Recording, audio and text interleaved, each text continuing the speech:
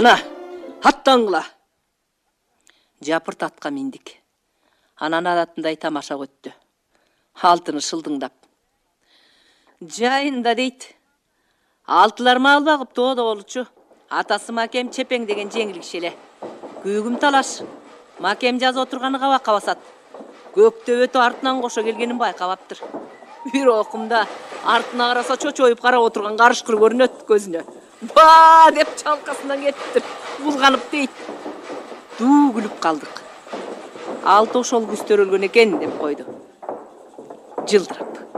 Дағы күлдік. Қызарып татарып алты ыза болды. Өзі тандап бір қарағайды илдіріп алды сатып алды. Тоң тіштеп, жерден ажырабачудай зыңқиып қатып қалған опсыз чоң қарағай екен.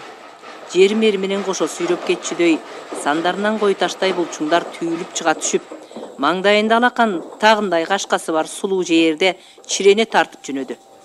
Беркі аттар мұны алмақ емес. Қар бұрықсута ойға ұшырып жіберіп, өкілін ырғыттыра зақылдата бастырып қайра келді. Қашқа айғыр Сатыбалдының жалғыз майып қолын жұлу алчыдай, алқынып, сүмбөдөй неме ойдолып тұрды. Ат жануар қалыбында екен. Алтыны мынча семіртсе, теңірін таныбай қалмақ деп бізді күлдірді. Қайран ғана Сатыбалды байкем. Көңілі көтеріліп алыптыр. Аргемізді тамашалап, күлдіріп, өзі да күліп. Ойноқтығын қашқа айғырдың үстінде тизгин менен қошо кетіп, қайра оңдан отырып, қашқа айғырчы. Алды ошондо bir көрінөйін деген екен, оздықты жара чайын очудай қатырата кеміріп, жама жайынан шүйшін қанарылаш көбік ағып, алмақ-салмақ тақалу бұттары менен қар чапчы бұрғытып, Сатыбалды менен қашқа айғыр, екі өтең бір сонын суқтан арлық шаңды әлі. Сатыбалдының чолоқтығын тұлыпта қалды. Біз барыбыз қандайдыр демеөрін алып, иш үсті көңілді болы түшті. Эмнесе екенін білбейм, ошондо Сатыбалды байкем, эмне айтсылы текші қыран қатқы күліп қалып жаттық. Сатыбалдыдан кейін қарағайлар аттарды, жаттар қарағайларды сүйрегені білінбей, иірелеңдеген боор жол менен эмчектүү тақалардан муздан қан чачырап, қарағай тартқандар төмен қарай бірінің артынан бірі зуылдап жөнөштү. Ошол бір қорқыныштуу да, кубанарлык да көрүнүш эле. Мен күтүп, бери жонда отурдум, камчым колумда. Эмнегедир сүйүнүп турам. Сүйүндүргөн кашка айгыр. Кашка айгырды миниш. Кашка айгырды минип карагай тартыш.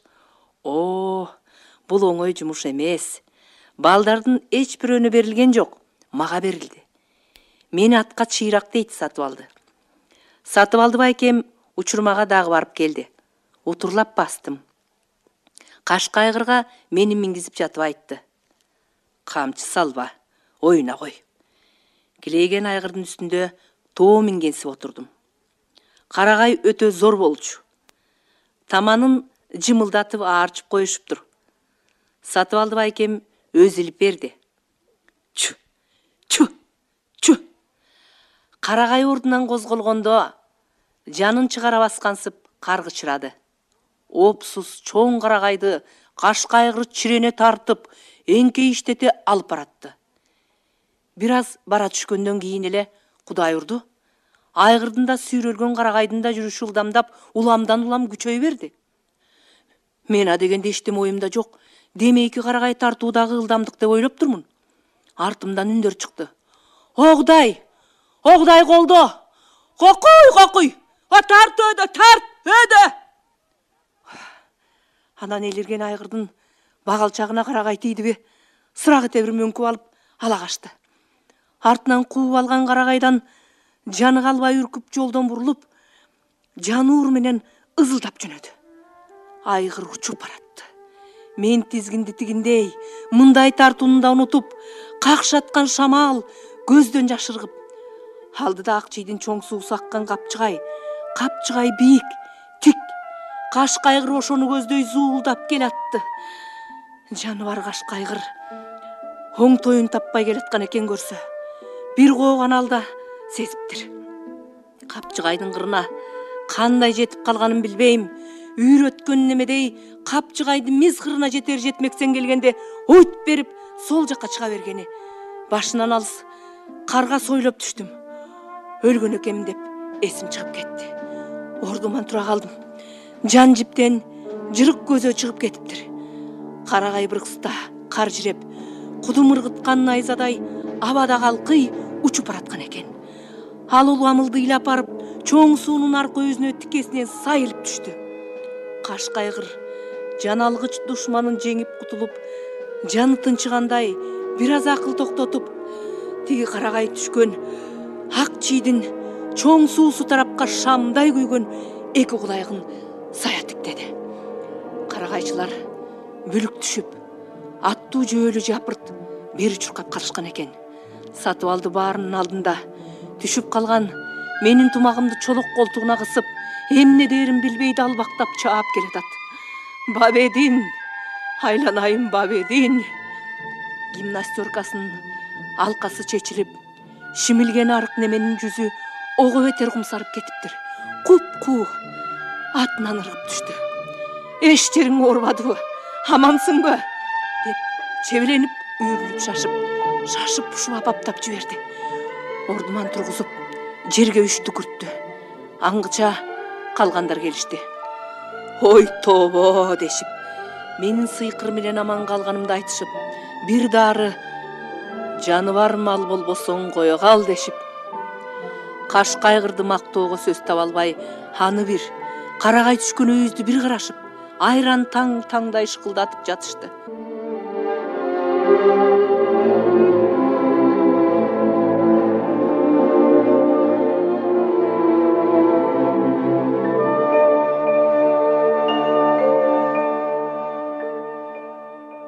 Ошол учурда ажам үстүндө тону жок, жалаң күрмөчөн, бүткөн бою агала кар, кийиз өтүгүнүн кончуна кар солонуп, жыгылып туруп жөө демигип алыптыр.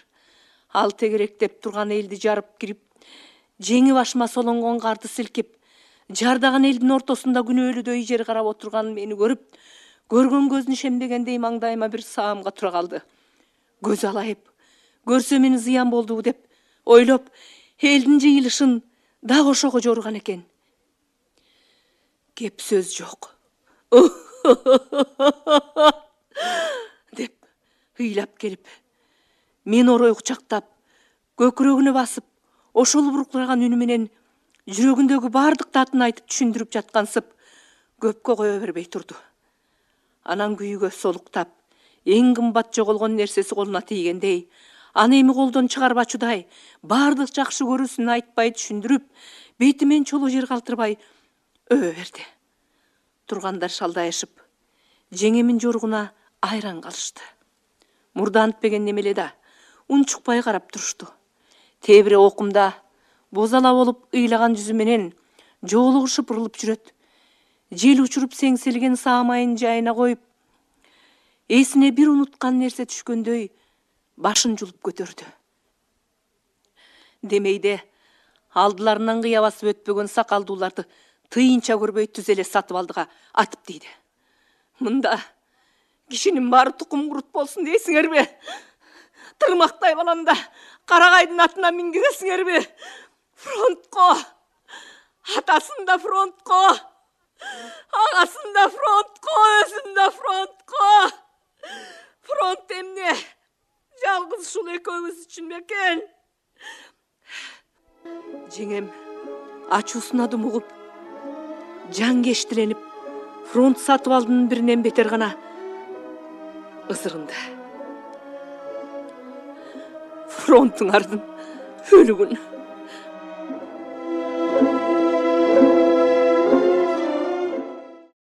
Сатып алды болсо, камчысында, менин да тумагымы да, каш кайгырдын да, өз атынын да чылбырын жалгыз колуна чеңгелдей кармап, бүкрөйүп жер карап, демейде кайраттуу эле неме алсыз байкуштай ажаман тил угуп мелтиреп турду. Эмнегедир эч ким үн каткан жок. Бул ишке баардыгыбыз күнөөлүбүз деген кыязда турушталар. Болжур чоң атам болбосо, ошол муздак, туюкка камалган аргасыз тынчтык канчага дейри созулуп, канчага аяктамак, муну эч ким билбесе керек.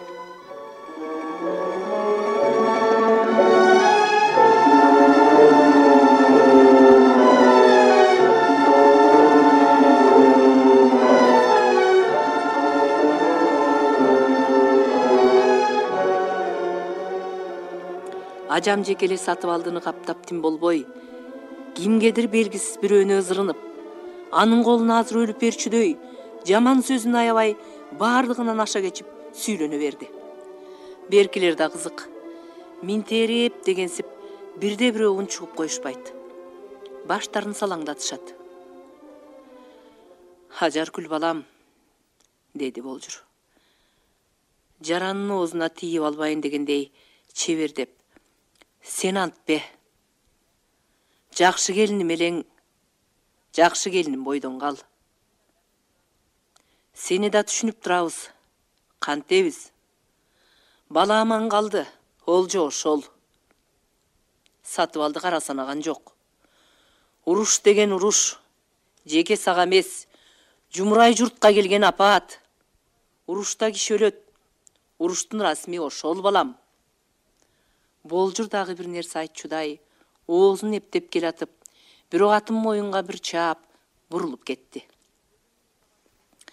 Төбөдөн уюта басып турган салмак жеңилдей түшкөнсүп, шылкыйып тургандар түйшөлүштү.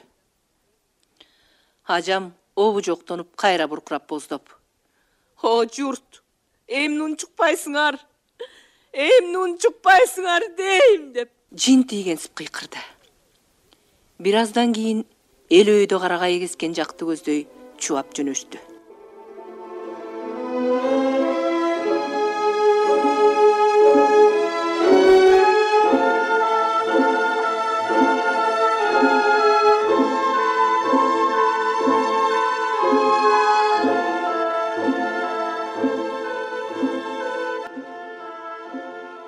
Ажаркүл жеңем карагайдан капалуу кайтты.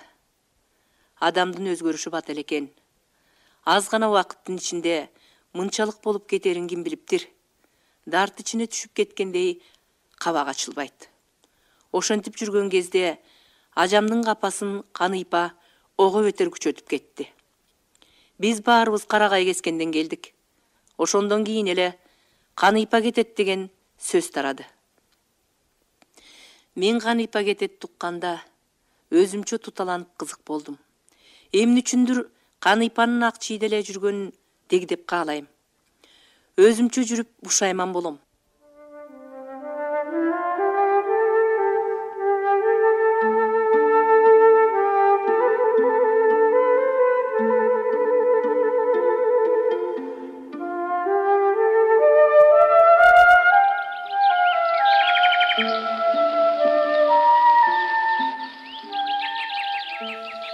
Адырга жаз келди. Койчулардын алдыгы штоодон түшүп, жашыл адырдын этегиндеги чоң арыктын үстүнө конушуп, кой туудуруп, биз балдар кээде окууданбы, жумуштанбы тараган соң кечке жуук барып козу салышып, ууз ичип, эрте чыккан жоо казындар адырдын бетинен от өнүп чыккансып күйүп калат. Издеп жүрүп аны терип алабыз. Бир күнү кечинде кезүүдөн эчкини Каныйпа экөөбүз бирге айдап калдык. Эмнеси болсо да сурайын дедим. Мурунку күндө барып, жок жерден таап, 3 тал жоо казын алып келгем. Ошону бердим. Каныйпа, жоо казын аласыңбы? Каныйпа, сен кетесиңби дедим мен. Кайдан таап келгенимди сурап, гүлдөрдү улам тегиретип карап, эрин бетине тийгизип, анан томсоро түшүп айтты. Жоо казынга барганыма көп болду. Каныйпа, сен кетесиңби дедим мен. Ал бир пас унчукпай туруп, эмне экен деди. Эл ошентип айтып алыптыр го. Көк кууп, кечке чарчаган калаксан эчкилер суу быркыста чүчкүрүшүп алдыда баратышты. Туяктарынан суюк чаң көтөрүлөт. Желиндери толгон немелер талтактап баратышты. Каныйпа жоо казындарын оозуна такап, эчкилердин шагыраган туяктарынан көзүн албай тунжурайт. Бара түшүп дагы айттым. Кетпей эле койбойсуңбу? Кетпей койгондо эмне? Ал мукактана түштү. Кайда кетесиң? Сарууга. Күйөөгө тийесиң баяктан. Ким билет? Чыкса, тийбегенде эмне кылам? Эп адам айтпай келип калсачы? Каныйпа айрөктөнгөнсүп мурдун чүйүрдү. Өлгөн киши да келчү эле. Жаңылыштык болсочу, Түйрүк Мухаммед деле ушинтпедиби? Келсем эмне? Башка бирөөнү алат. Канипа согунчоктоп басып, жоо казындарын жыттагылады. Үйгө жетип калыптырбыз. Жолдун айрылышынан: "Хай, анимни сурап калдың я?" деди ал. Кийин Сарууга барып калсаң жолук, деди кайра. Унчукканым жок. Эчкилерибиз өздөрү эле үйүр алган короолорун көздөй бөлүнүштү. Ошондон көп өтпөй эле Канипанын төркүндөрү дейт, 2 аял ырдыбандуу араба менен Байзактардыкына келип түштү. Жаактарынын эти качкан аялдар экен. Буйрук ушу. Биздин тилекте эле жакшылык болучу. Кудагый. Көздүү мончок жерде калбасын. Өлгөндүн артынан кош өлмөк жок. Ушинтип биринен жулуп бири айтып, төргө сыңар тизелей отуруп, каштарын туш-туш каргытып, бир топ сөз сүйлөштү. Байзак кемпир экөө үндөбөй отуруп беришти. Тигилер 1-2 чыны чай уурташты. Дасторкон жыйылды. Аркы 2 аял чоюштап төрдө отурушту. Байзак болсо лам деп ооз ачпаган боюнча ордунан турду да аттанып бастырып кетти. Сонун чоң энем Канипаны чакырып: "Балам, каалаганыңды ал", деди. "Мына оокатың". Өзү ийиге кирип отуруп алды. Ошондон кийин арабага бир топ оокат салынды. Айлападагылар жардап карап турушат. Аңгыча талаадан арык чапкандан ажам келиптир. Канипа экөө тартыша кетти. Чыр Байзактын жес самоорунан чыкты. "Бир араба оокат алыпсың. Кудайдан корксоң, карган кишилердин чай кайнаткан самоорун таштасаң боло", деди. Ажам эмнегедир өзүнөн өзү эле кызырыңдап.